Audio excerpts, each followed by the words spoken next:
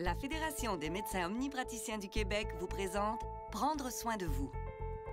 L'adage qu'on dit « faites ce que je dis, faites pas ce que je fais », ça s'applique pas là, en médecine de famille aujourd'hui.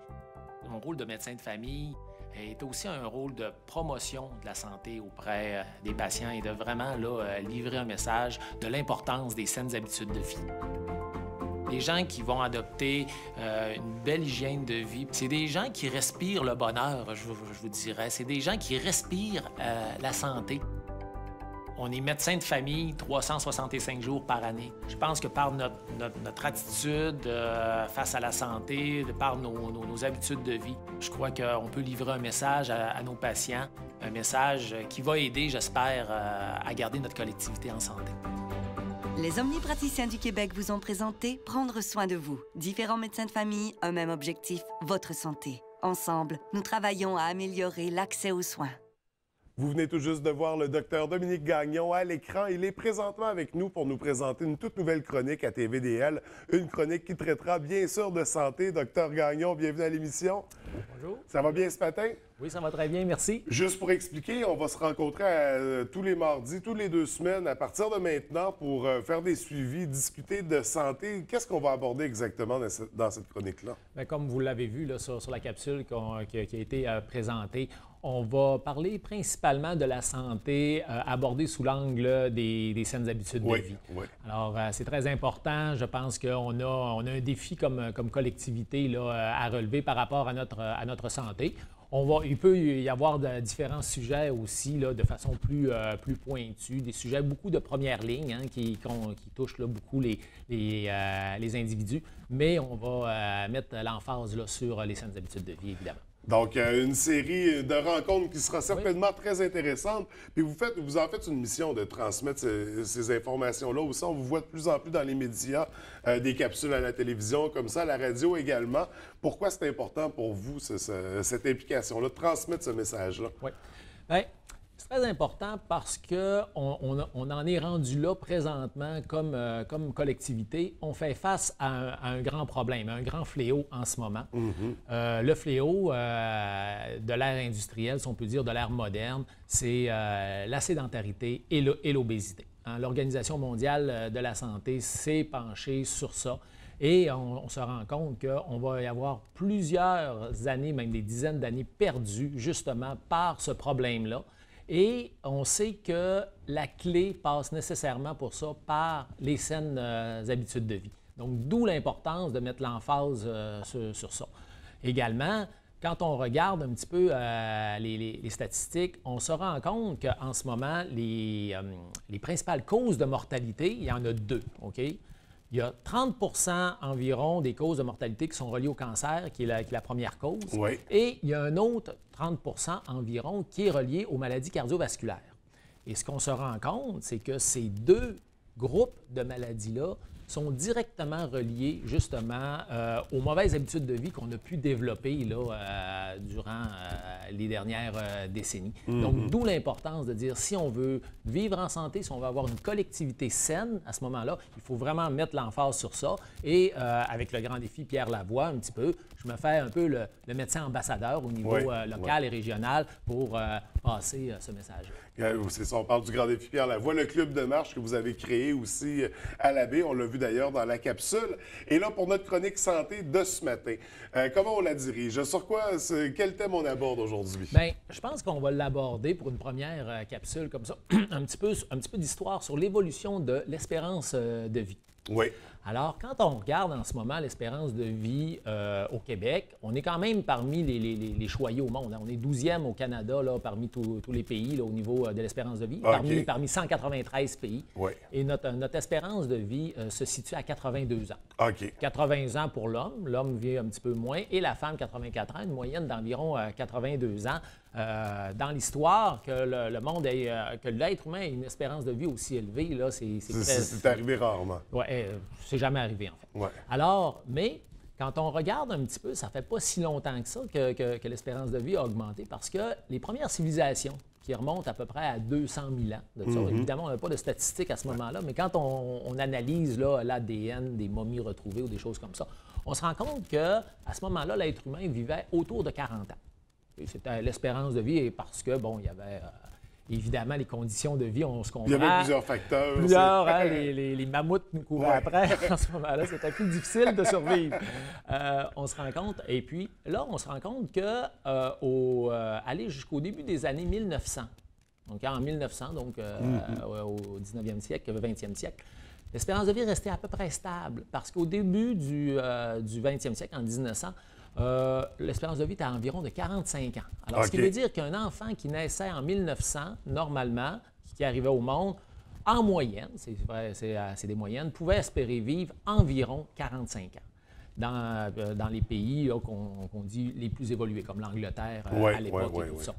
Alors, on se rend compte que de 45 en 100 ans, alors en 200 000 ans, c'est resté stable, puis en 100 ans, on a progressé. On a progressé comme ça. Ouais. Alors là, on attribue ça, bien sûr, aux conditions socio-sanitaires qui se sont grandement améliorées, on peut comprendre. Là, les services d'égouts, aqueducs, tout ça, le fait de vivre en collectivité, de bien organiser notre société, l'aspect économique, ça a été majeur.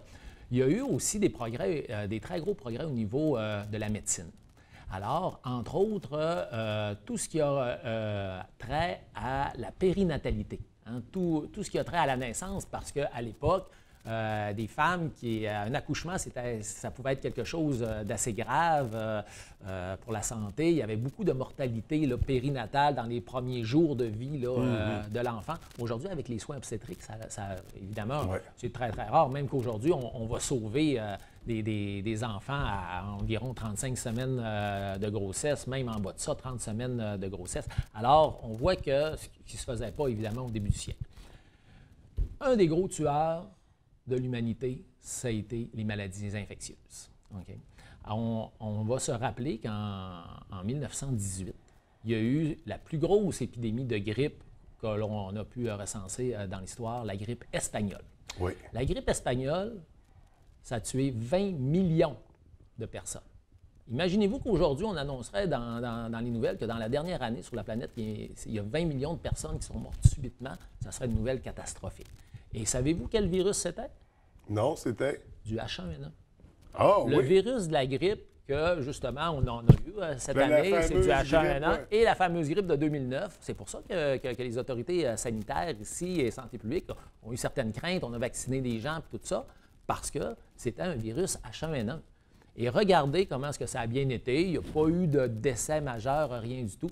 Alors, c'est pour dire comment est-ce que l'évolution, les vaccins pour les virus, ça a été une révolution extraordinaire au niveau de l'espérance de vie parce qu'en 1918, l'espérance de vie en 1 an a chuté de 7 ans. Wow! Alors, on se rend compte que vraiment, là, au niveau des virus, les vaccins ont une incidence importante. Après ça, il y a eu le docteur Alexander Fleming qui a découvert la pénicilline. Je ne suis pas dans mon domaine. Alors, c'est ça. Alors, en 1928, encore là, la pénicilline, maintenant qu'on a des armes contre les virus avec les vaccins, là, avec la pénicilline, et les antibiotiques qui se sont développés, on a des armes contre les bactéries. Alors, tout ça a fait en sorte que maintenant, aujourd'hui, l'espérance de vie augmente, on s'améliore. J'aurais pu parler un petit peu aussi rapidement des techniques chirurgicales aussi. Hein? Au début du siècle, quand on opérait, on ouvrait le ventre à grandeur, tout ça, dans des conditions plus ou moins aseptisées. Alors, on était beaucoup plus à risque. Alors qu'aujourd'hui, la petite caméra qui passe par le nombril, on fait les petites réparations nécessaires et puis tout est réglé. Le lendemain, le patient retourne chez lui. Donc, en moins d'un siècle, la médecine a évolué tellement rapidement que ça a permis justement de prolonger l'espérance de vie dans la majorité des pays, j'imagine. Des pays, oui, effectivement. Dans la majorité. C'est sûr qu'en Afrique, dans certaines, il y a des conditions qui sont encore difficiles. On a une espérance de vie qui se situe autour de 47-50 ans environ là, dans les pays les plus pauvres. On va comprendre pourquoi, là, évidemment. Sauf qu'avec le phénomène de l'industrialisation est arrivée une autre épidémie, un autre fléau, et on en a parlé un petit peu là, tout à l'heure, l'obésité, la sédentarité, on se rend compte, le cancer aussi, les maladies cardiovasculaires, ce n'étaient pas des choses qui étaient présentes tant que ça au début du siècle parce que les gens mangeaient peut-être mieux qu'aujourd'hui et puis surtout bougeaient plus. Hein. On avait un travail qui était beaucoup plus physique. Alors là, à ce moment-là, on se rend compte qu'aux États-Unis, 2/3 de la population souffre d'embonpoint et d'obésité. Au Mexique, c'est pire. c'est 70 de la population embonpoint obésité. Et au Canada, on est un petit peu, là, je vous dirais, à la remorque des États-Unis bien souvent dans ce domaine-là. Et j'espère qu'on ne les rattrapera pas. On est autour de 50 OK. Alors, quand on sait que la sédentarité, l'obésité, c'est des facteurs de risque très importants, avec le tabac aussi, évidemment. On va en parler, ça aussi, ça fait partie des saines habitudes de vie. Alors, des facteurs de risque très importants pour des mortalités précoces, ce que l'on ne souhaite pas, et on s'en va vers ça. Il est possible qu'on assiste dans les prochaines années, si rien n'y est fait, il est possible que l'on assiste pour une des premières fois depuis 1900 à une baisse de l'espérance de vie et aussi une stagnation, une baisse de l'espérance de vie en bonne santé.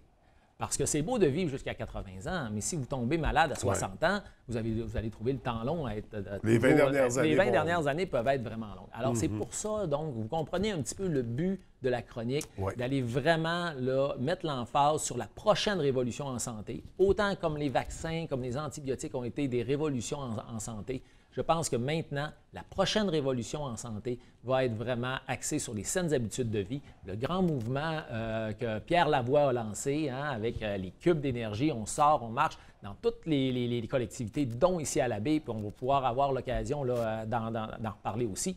Et je terminerai en lançant peut-être un message à toute la population. Le 2 mai prochain, alors le 2 mai prochain, au Quai d'Escale, c'est le lancement de la saison du Cube de marche de la baie. Et il va y avoir un événement très spécial que je ne peux pas vous annoncer tout de suite, mais j'invite la population à venir en grand nombre. Alors, le 2 mai à 9h30 au Quai d'Escale, c'est le lancement de la saison 2016 du Cube de marche sur la piste cyclable. Alors, encore là, c'est pour faire un pas dans le sens des saines habitudes de vie. Et on aimerait que la population nous assiste dans ce beau projet. Donc, le Club de marche des révolutionnaires de la santé. Et voilà! Donc, on va manifester dans les rues. Écoutez, Dr Gagnon, c'est très, très, très intéressant. Nous, on va se voir à toutes les 2 semaines à partir de maintenant. Donc, on ne se revoit pas la semaine prochaine, mais l'autre. Est-ce qu'on sait déjà quel sujet on va aborder? Lors de notre prochaine rencontre, effectivement, on va parler des avantages concrets de l'activité physique. D'accord, donc on surveille ça de très près. Merci beaucoup et bonne journée. Ça fait plaisir.